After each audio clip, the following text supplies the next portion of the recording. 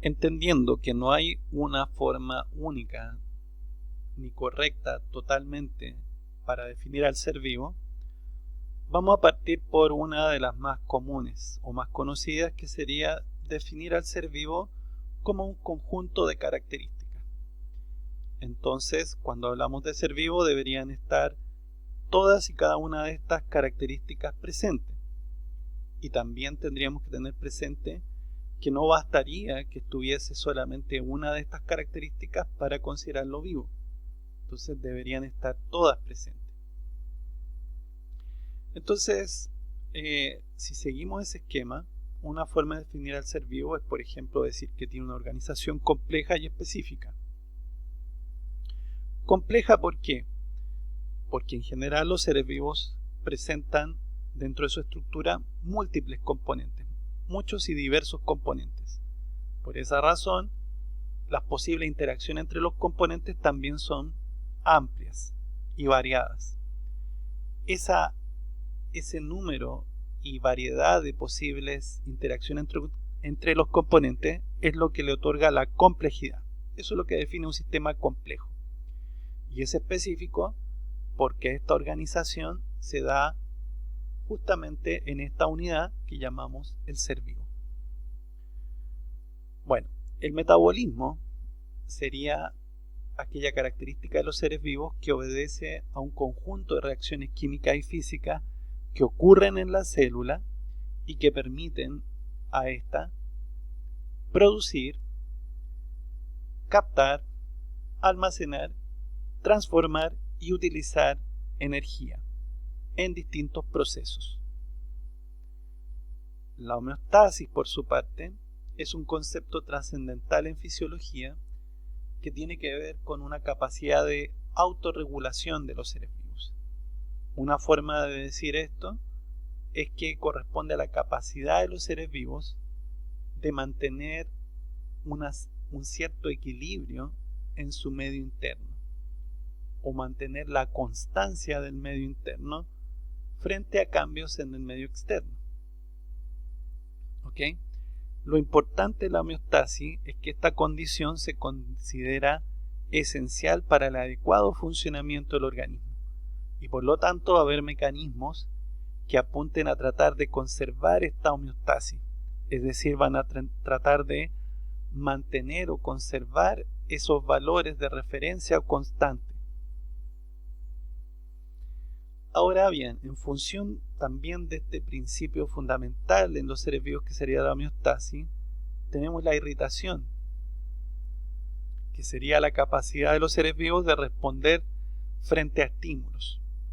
Pero obviamente esa capacidad de responder frente a estímulos está en sintonía con la homeostasis. Y la adaptación, que es un término asociado, un concepto muy relacionado con esto, corresponde a la capacidad de los seres vivos de modificar estructuras y funciones frente a cambios en el medio. Los cambios en el medio, que pueden ser químicos, físicos, mecánicos, etc., es lo que nosotros vamos a conocer más adelante con el nombre de estímulo. ¿Ok? La adaptación, desde el punto de vista fisiológico, es algo que ocurre al corto o mediano plazo. Y la evolución, que es un concepto muy relacionado con el anterior, también corresponde a cambios estructurales y funcionales frente a cambios en el medio. Pero estos cambios estructurales y funcionales ocurren a una escala poblacional. Entonces la estructura de poblaciones la que cambia frente a cambios en el medio, ¿sí? No es el individuo en el fondo. ¿Ya? Entonces ahí hay una diferencia conceptual importante. Bueno, en ese sentido, si avanzamos un poco más, nos vamos a dar cuenta que esa forma de definir al ser vivo es la que calza con la definición por propiedades múltiples no exclusivas. Ese sería el formato que está detrás de esta definición de ser vivo. Entonces, Por lo mismo, el definir a los seres vivos como sistemas que cumplen con varias propiedades que ya hemos señalado y que individualmente se encuentran en otros sistemas no vivos, pero que en forma conjunta solamente se encuentran en los seres vivos, es una forma de definir al ser vivo, de acuerdo a este modelo de propiedades múltiples no exclusivas. Otra forma de ver esto desde una perspectiva histórica es que Alexander Oparin dijo que la peculiaridad específica de los organismos vivos es que solo en ellos se ha reunido e integrado una combinación extremadamente compleja de un gran número de propiedades y características que están presentes en forma aislada en diversas entidades inorgánicas e inertes. ¿Ok? Bueno, la otra forma, o hay muchas formas, pero vamos a ver solamente dos, las que resultan más relevantes para definir al ser vivo, sería la definición por propiedad única y exclusiva. Esto es muy interesante, ya que implica definir al ser vivo asignándole una propiedad única que comparten todos y solo los seres vivos. O sea, una sola característica que los define como tal. Y esto, que parece muy ambicioso, fue postulado en el año 73 por dos científicos chilenos que eran Humberto Maturana y Francisco Varela, en donde ellos lo que hacen es definir al ser vivo como un sistema autopoyético molecular.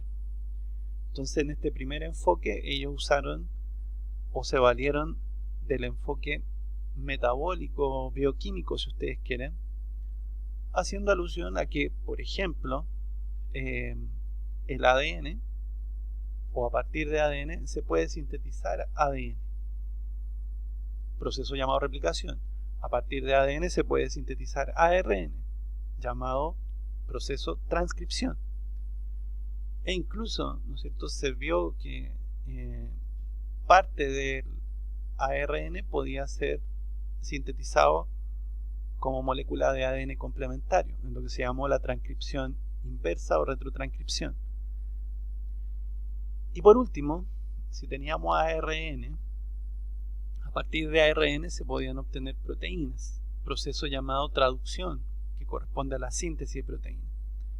Sin embargo, estos procesos no estaban relacionados solo linealmente, ya que para la replicación o la transcripción o la misma traducción se necesitan enzimas. Y las enzimas son justamente proteínas. Por lo tanto, se dan una serie de relaciones, ¿no es cierto?, entre estas moléculas que permite que se estén produciendo en forma continua a ellas mismas, en el fondo. Y todo este fenómeno está ocurriendo en un lugar y en un momento específico, o sea, en un tiempo y en un lugar específico. Lo que hace entonces que yo pueda identificar al ser vivo como una unidad discreta. Unidad, ¿por qué? Porque presenta una organización característica, es decir, estructura y funciones asociadas. ¿Okay?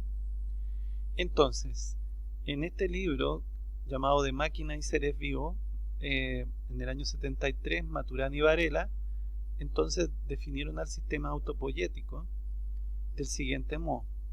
Una máquina autopoyética es una máquina organizada como un sistema de procesos de producción de componentes, concatenados de tal manera que producen componentes que generan procesos, es decir, relaciones de producción, que los producen a través de sus continuas interacciones y transformaciones y constituyen la máquina como una unidad en el espacio físico.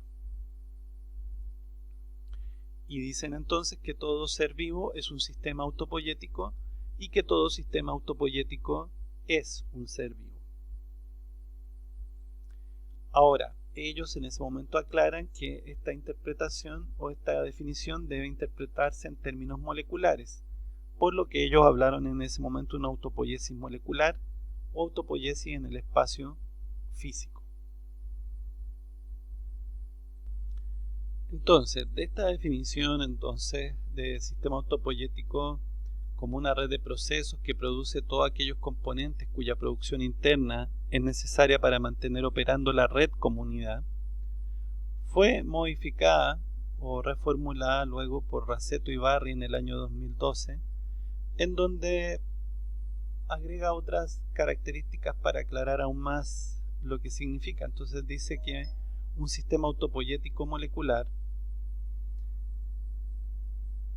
o mejor dicho, un sistema en un contexto de disipación espacial de componentes, es autopoyético si y solo si, 1. Es una red de procesos físicos y químicos. 2. Esta red produce un subconjunto de componentes que forman parte de la red. Y 3. Este subconjunto de componentes, a través de su relación entre sí y sus relaciones con componentes del entorno, genera las condiciones necesarias para que los componentes de la red se mantengan físicamente próximos, conformando colectivamente en el tiempo una unidad individual espacialmente discreta.